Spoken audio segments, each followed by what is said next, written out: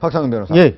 자, 이게 4일날 처음 발견이, 시신이 그렇습니다. 발견이 됐죠. 예, 예. 지금 5일째인데 예. 수사 진척이 거의 없죠. 어떻습니까? 그렇습니다. 지금 이제 신원이 확인이 안 돼요. 이게 DNA 검사를 해야 되는데 이게 DNA 지금 뭐 실종자, 가족자, 뭐 범죄자 하고 있지만 아직 지금 안 나오고 있습니다. 네. 예. 수색만 하고 있습니다. 다른 머리, 팔 이런 부분이 그 부분에 있을 거다 해가지고 계속 수색만 하고 있습니다. 탐문하고 있고요. DNA로 신원을 확인하겠다 그런데 십지문이 있는 거하고 달리 DNA는 상당히 어렵죠. 그 확인하는 게. DNA는 지금 대조할 만한 게 있어야 되거든요. 근데 유전자 지금 갖고 있는 게 네. 우리가 범죄자, 그것도 강력 범죄자 외에는 가지고 있는 게 없습니다. 그래서 예. 지금 유일한 방법이 뭐냐면 예. 이 시신에 대해서 정밀 DNA 감정을 하면 나이가 어느 정도 추정이 됩니다. 네. 이게 지금 여성 시신으로 추정이 되는 상황이고 혈액형은 A형으로 지금 특정이 됐고 네. 그다음에 대강의 나이가 추정이 되면 그 나이 또래의 여성 중에 가출인 네. 실종 신고된 사람들, 이 사람들을 좀 찾아가지고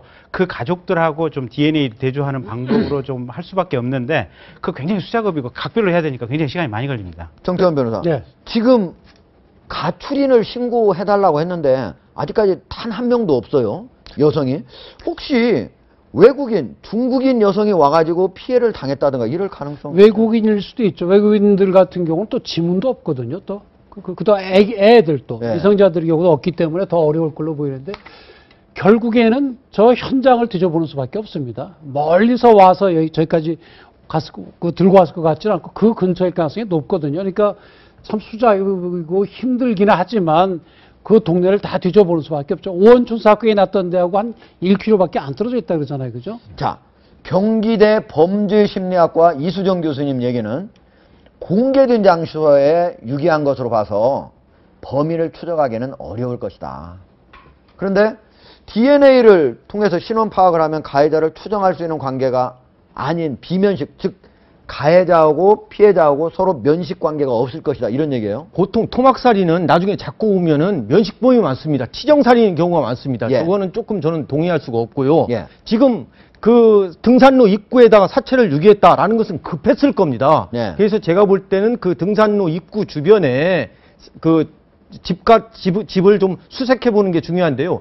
이게 문제는 뭐냐 하면 안에 들어갈 수가 없습니다. 분명히 사람을 칼로 찌르거나 했으면 그 현장에는 분명히 혈흔이 있다고 저는 생각합니다. 그래서 예. 이 부분 탐문이 이 사건의 핵심이다. 그래서 수사를 잘하는 사람은 탐문을 잘하는 사람이 수사를 잘한다. 이렇게 생각합니다. 그러니까 경찰관들 얘기를 들어보면 대체로 네. 일선 살인사건 많이 했던 저게 일종의 시체 자체를 모욕 주기 위한 방법일 수도 있다. 어허. 그러니까 일부러 보이는 장소에 놓인 거, 저 정도로 시체를 손상해 감추려고 한 것이 아니라 네. 뭔가 욕 보이려고. 예, 비닐봉지 자체도 열려있는 상황이었다는 거 아니겠습니까? 이게 시체를 좀 말아가지고. 네. 그렇다고 한다면 저건 면식범일 가능성이 크고 시체 자체에 대해서 굉장한 원한이 있는 치정관계에 의한 살인 가능성이 높다. 네. 그래서 피해자 신원만 특정이 되면 그다음부터는 아주 쉽게 사건이 풀릴 수도 있다라고 하는 것이 경찰관들 얘기입니다. 뭐 어떻게 보면 또 사이코패스일 수도 있죠. 네. 그래서 저렇게 던져놓고 또 이 언론이나 이런 거 나오는 걸 보면서 일종의 게임하듯이 즐기는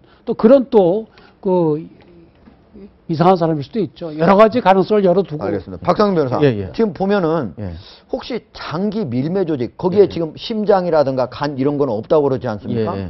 장기 밀매 조직이 했을 가능성. 제가 그래서 어떻게 경기청 수사 관계자한테 물어봤습니다. 네. 경기청에서 보도자료를 통해서 발표했는데 지금 장기에서 제일 많이 거래되고 비싼 게 신장이거든요. 네. 신장은 그대로 있습니다. 아, 신장은 있다. 신장, 예, 예. 심장은 없는데. 그렇죠. 신장, 예. 심장 관은 없는데 신장이 그대로 있습니다. 네. 또 하나는 뭐냐 하면은 이 장기 밀매를 하려면 시신이 깨끗하게 보관되어 있어야 되는데 예. 지금 비닐봉지에 싼 그 시신이 많이 훼손이 됐어요. 예. 그래서 장기 밀매의 가능성이 적다라는 것이 지금 경기청의 수사 관계자의 판단입니다.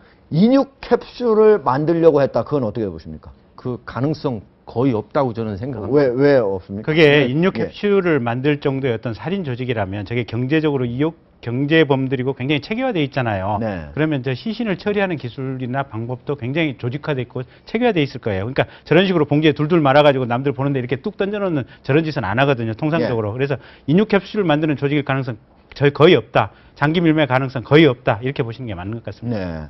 자, 박상현 변호사. 예, 예. 지금 경찰이 대대적으로 사람을 투입해가지고 지금 수사를 하고 있죠. 예, 예, 그렇습니다. 얼마 정도? 330여 명?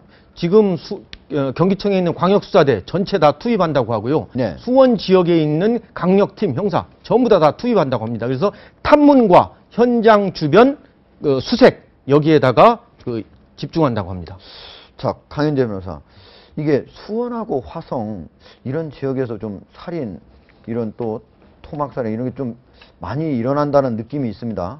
그러니까요. 이 지역에 계신 분들이 굉장히 불안에 떨릴 예. 것 같은데 이게 어디에 원인이 있는지는 참 잘 모르겠어요. 근데 주로 여성을 상대로 한 이런 잔혹한 범죄가 보통 처음에 납치를 시작하잖아요. 납치를 해서 살인도 하고 이러는 건데 주로 이제 다가구 주택들 그리고 아직도 이제 어두운 골목 이런 데서 좀 범행이 많이 일어나는 것 같고 네. 그리고 저는 또 하나 조금 의문스러운 것이 이 사건이 정말 실제 범행도 이 인근일까? 네. 저는 좀 아닐 수도 있다라고 보거든요. 왜냐하면은 이 범죄자를 보면은 시신을 철저히 훼손해서 시신이 발견돼도 이 피해자가 누구인지조차 알수 확인할 없도록. 수 없도록 만든 거 아닌가라는 생각이 강해요. 그 말은 뭐냐면 범죄 현장도 아주 의외의 동떨어진 곳에서 여기로 갖다 놨을 가능성도 어허. 없잖아 있어 보이거든요. 네. 그만큼 철저히 자기의 범죄를 은폐하고 싶었던 게 반영된 것 같아요. 이 정도의 시신 훼손은. 박상현 변호사, 저 의견 어떻게 보십니까? 아니, 좀 맞다고 생각합니다. 예. 그래서 우리가 수사본부를 차릴 적에 보면은 그 사체 발생지 관할경찰서 형사과장이 합니다. 이제 그러지 말고 범죄는 전부 다 광역화되어 있는데 이제 수사 관할 같은 거 좀 없애고 좀 수사도 광역화돼야 한다고 생각합니다.